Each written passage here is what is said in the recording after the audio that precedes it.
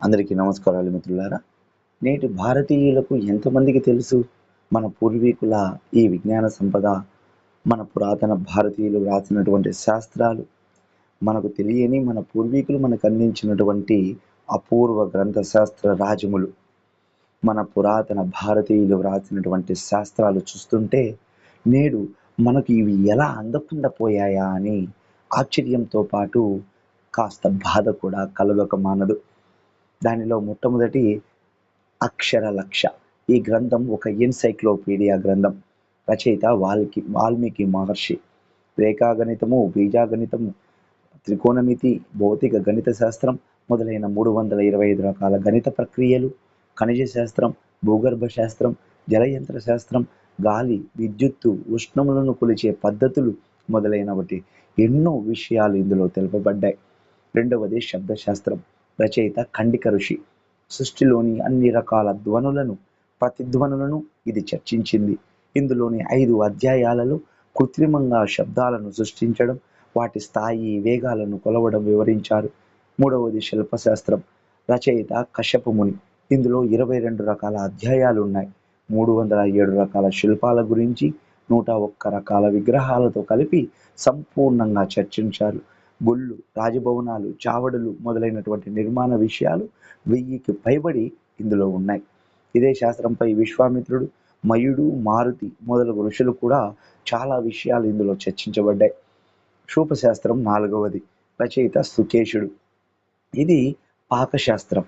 అంటే ఊరగాయలు, పిండి వంటలు, తీపి పదార్థాలు, 108 రకాల వ్యంజనాలు మొదలగు అనేక రకాల వంటకాల గురించి ప్రపంచవ్యాప్తంగా ఆ కాలంలోనే వాడుకలో ఉన్నటువంటి 3032 రకాల పదార్థాల తయారీ గురించి ఇందులో చెప్పబడింది. ఐదవది మాలిని శాస్త్రం. రచయిత ఋష్యశృంగముని. పూలమాలలను తయారు చేయడం, పూలతో రకరకాల శిరో అలంకరణలు చేయడం, రహస్య భాషలో పువ్వుల రేకులపై ప్రేమ సందేశాలను పంపడం లాంటి అనేక విషయాలు 16 అధ్యాయాలలో వివరించబడ్డాయి. ఆరవది వస్తే ధాతు శాస్త్రము. అంటే రచయిత వచ్చేసి అశ్విని కుమార. సహజ, కృత్రిమ లోహాలను గురించి 7 అధ్యాయాలలో కూలంకుషంగా వివరించారు. మిశ్రమ లోహాలను మార్చడం, రాగిని బంగారంగా మార్చడం మొదలగునవి ఇందులో వివరించారు. ఏడవది విషశాస్త్రం. రచయిత అశ్విని కుమార. 32 రకాల విషాలు, వాటి గుణాలు, ప్రభావాలు, వాటి విరుగుడులు మొదలైనటువంటి అనేక విషయాలు ఇందులో చెప్పడం జరిగింది. 8 చిత్రకర్మ శాస్త్రం. అంటే చిత్రలేఖన శాస్త్రం అని. రచయిత భీముడు. ఇందులో 12 అధ్యాయాలు. అందులో సుమారు 200 రకాల చిత్రలేఖన ప్రక్రియల గురించి చెప్పారు. ఒక వ్యక్తి తల వెంట్రుకలు కానీ, గోటిని కానీ, ఎముకను కానీ చూసి ఆ వ్యక్తిని మొత్తం కూడా గీసే ప్రక్రియ ఇందులో చెప్పబడింది. 9వ విషయం మల్లశాస్త్రం. రచయిత మల్లుడు. వ్యాయామాలు, ఆటలు, ఉత్త చేతులతో 24 రకాల విద్యలు ఏ విధంగా చేయాలో తెలుపబడ్డాయి. రత్న పరీక్ష 10వది. రచయిత వాత్సాయన ఋషి. రత్నాలు కలిగి ఉన్న 24 లక్షణాలు చెప్పబడ్డాయి. వీటి శుద్ధతను పరీక్షించడానికి 32 పద్ధతులు చెప్పబడ్డాయి. రూపం, బరువు మొదలగు తరగతులుగా విభజించి ఇందులో తర్కించారు. 11వది మహేంద్రజాల శాస్త్రం. సుబ్రహ్మణ్య స్వామి శిష్యుడైనటువంటి వీరబాహువు ఈ దానికి రచయిత. నీటిపై నడవడం, గాలిలో తేలడం వంటి మొదలైన భ్రమలను కల్పించే గారడీలను ఇది నేర్పుతుంది. 12 అర్థశాస్త్రం. రచయిత వ్యాసుడు. ఇందులో భాగాలు 3 ధర్మబద్ధమైన, 82 ధన సంపాదన విధానాలు ఇందులో వివరించారు.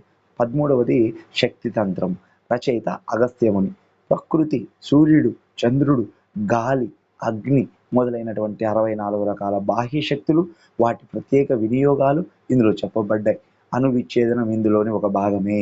14వది సౌదామిని కళ. రచయిత మతంగ ఋషి.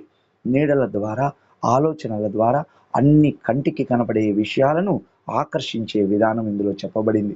భూమి మరియు పర్వతాల లోపలి భాగాల ఛాయాచిత్రాలను తీసే ప్రక్రియ ఇందులో చెప్పబడింది. 15వది మేఘశాస్త్రం. రచయిత అత్రిముని.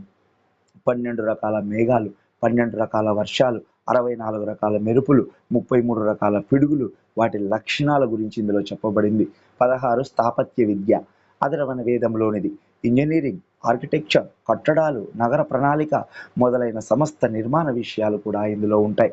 ఇంకా భగవాన్ కార్తికేయ విరచిత కాలశాస్త్రం, సాముద్రిక శాస్త్రం, అగ్నివర్మ విరచిత అశ్వశాస్త్రం, కుమారస్వామి రచించిన గజశాస్త్రం, భరద్వాజ ఋషి రచించినటువంటి యంత్రశాస్త్రం, ఇలా ఇవన్నీ కూడా మొదలైనవన్నీ కూడా ఆయుర్వేదం, ధనుర్వేదం, గాంధర్వ వేదం మొదలగు ఎన్నో శాస్త్రాలు కూడా మన పూర్వీక ఋషులు బోధించేనట్టు ఉన్నాయి. వీటిలో చాలా వరకు కూడా ఇప్పుడు అందుబాటులో లేవు. నిజంగా మనం కోల్పోయినటువంటి ఆ శాస్త్ర పరిజ్ఞానం ఇంత అంత అని చెప్పడానికి వెలకట్టలేము. అవన్నీ మిస్ అయ్యామంటే కనీసం కాస్తో కోస్తో ఇప్పటికైనా మీకు అందుబాటులో ఎప్పుడైనా వస్తే కాస్తో కోస్తో వాటి గురించి తెలుసుకునే ప్రయత్నం చేద్దాం. ఎందుకంటే నేడు నాగరికత అభివృద్ధి పేరుతో ప్రపంచ దేశాలను మాత్రమే మనం పొగుడుతూ ఉంటాం. మన యొక్క సొంత శక్తిని, మన ఋషుల యొక్క ప్రతిభను మనం మర్చిపోతూ ఉంటాం. కావున మన యొక్క దేశంలో లేనిది ఇంకా ఎక్కడా లేదు. ఇంకెక్కడైనా ఉందంటే అది మన దేశం నుంచే పోయింది. జై హింద్.